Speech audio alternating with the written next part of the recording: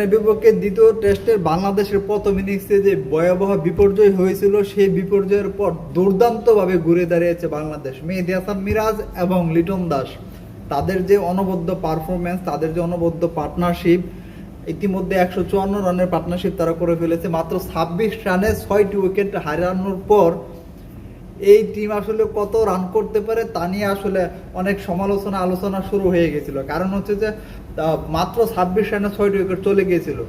Test ক্রিকেটে একটা সেশনে 10 উইকেট হারানোরও অনেক বড় বড় টিমেরও এরকম কৃতিত্ব আছে। বাট বাংলাদেশ যখন এরকম কোনো কিছু হয় বা বাংলাদেশে যখন এরকম কোনো কিছু ঘটতে যায় তখন কিন্তু অনেক বেশি সমালোচনা হয়, এবং আজকেও ঠিক তাই হওয়ার পথে ছিল।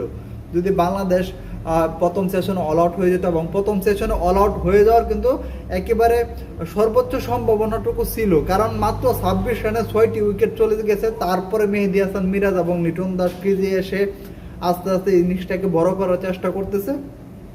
তারপরে এখন পর্যন্ত তারা 154 রানের যে অনবদ্য পার্টনারশিপ সেটা তারা কন্টিনিউ করতেছে। তো এখন পর্যন্ত বাংলাদেশ 102 রানে পিছিয়ে আছে। তো আশা করা যায় যদি বাংলাদেশ ছোট একটি লিড নিতে পারে বা তাদের সমানও হতে পারে, তারপর এই টেস্টে বাংলাদেশ ভালো কিছু বা ভালো একটি রেজাল্ট প্রত্যাশা করতে পারে। কারণ সবসময় তো এরকম ব্যাটিং ব্যর্থতা হবে না। প্রথম ইনিংসে যেমন বাংলাদেশ একেবারে মাত্র 26 রানে তাদের 6টি উইকেট চলে গেছে, এটা খুবই আনফর্চুনেট ছিল এবং অপ্রত্যাশিত ছিল।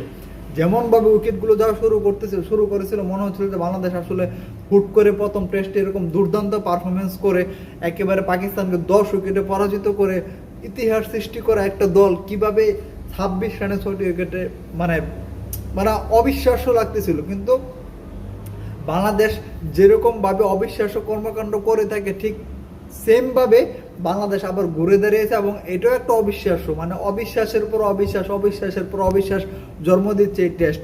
যদিও প্রথম ইনিংস পুরোটাই বৃষ্টিতে ভিজে গেছে, মাত্র 4টি দিন খেলা হবে, চতুর্থ দিন পঞ্চম দিন আবার বৃষ্টি হওয়ার সম্ভাবনা আছে। সব কিছু মিলে যা মনে হচ্ছে যে এই টেস্টের ফলাফলই আশা করা যায়, কারণ যেহেতু বাংলাদেশও খুব বড় ইনিংস খেলতে পারবে বলে মনে হচ্ছে না, যেহেতু অলরেডি 6টি উইকেট চলে গেছে। তো লিটন দাস এবং মেহেদী হাসান মিরাজের উপরে সব দায়িত্ব যতটুকু সম্ভব তাদেরই করতে হবে।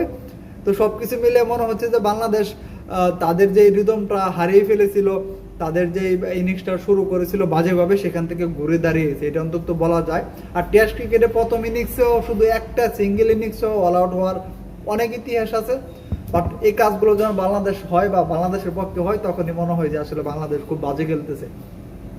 তো আমরা আসলে বাংলাদেশ ক্রিকেটটাকে যেভাবে পছন্দ করি, বাংলাদেশ ক্রিকেটকে যারা ভালোবাসি, প্রত্যাশা করি এখনও বাংলাদেশ তাদের যে সর্বোচ্চ খেলাটুকু খেলতেছে সেই চেষ্টাটুকু করতেছে, এটা কন্টিনিউ করবে। এবং এই টেস্ট আসলে কি হয় বলা যায় না, তো সবাই অপেক্ষায় আছি আসলে কি হয় দেখি।